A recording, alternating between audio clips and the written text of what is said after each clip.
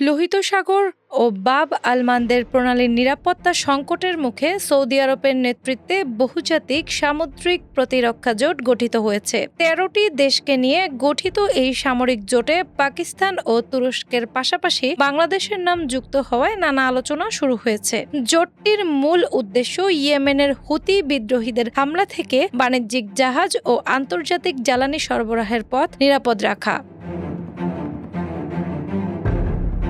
Saudi আরব বাংলাদেশের সবচেয়ে বড় শ্রমবাজার হওয়ায় দেশটির যেকোনো কৌশলগত অনুরোধ রক্ষা করা অর্থনীতির জন্য জরুরি। সৌদি আরবে প্রায় ২৫ লাখের বেশি প্রবাসী বাংলাদেশি কাজ করায় তাদের কর্মসংস্থান ও ভিসা কোটা বজায় রাখার একটি বাধ্যকতা রয়েছে।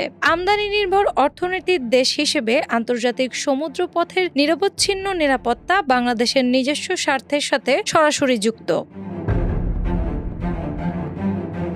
এই জোটে অংশগ্রহণের ফলে বাংলাদেশ নৌবাহিনী অন্যান্য শক্তিশালী দেশের সাথে যৌথ মহড়া ও প্রযুক্তিগত দক্ষতা অর্জনের সুযোগ পাবে। এছাড়া পূর্ব আফ্রিকার দেশগুলোর সাথে বাণিজ্য প্রসার এবং আন্তর্জাতিক অঙ্গনে দায়িত্বশীল অংশীদার হিসেবে দেশের ভাবমূর্তি উজ্জ্বল হবে। বিশ্বের ১০ থেকে ১২% বাণিজ্য এবং ৫% জ্বালানি তেল বাব আল মান্দেব প্রণালী দিয়ে প্রবাহিত হয়ে থাকে।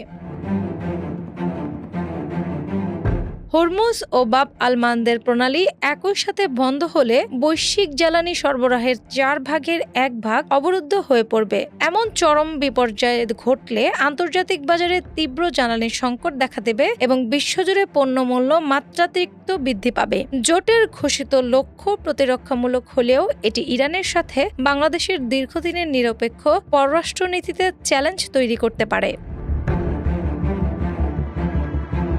সৌদি ও ইরানের ভূ-রাজনৈতিক দ্বন্দ্বে বাংলাদেশের এই অংশগ্রহণকে প্রতিদ্বন্দ্বী গোষ্ঠীগুলো কিভাবে দেখে তা একটি বড় প্রশ্নের বিষয়। সংঘাতপূর্ণ সামুদ্রিক এলাকায় দায়িত্ব পালন করতে গেলে বাংলাদেশের নৌ সদস্যদের নিরাপত্তা ঝুঁকির মুখে পড়ার আশঙ্কা থেকেই যায়। সব মিলিয়ে সম্ভাব্য কূটনীতিক ঝুঁকি সামলে অর্থনৈতিক ও সামরিক সুফল নিশ্চিত করাই বাংলাদেশের জন্য প্রধান চ্যালেঞ্জ হতে যাচ্ছে। ডেস্ক রিপোর্ট, বাংলাবাজার পত্রিকা।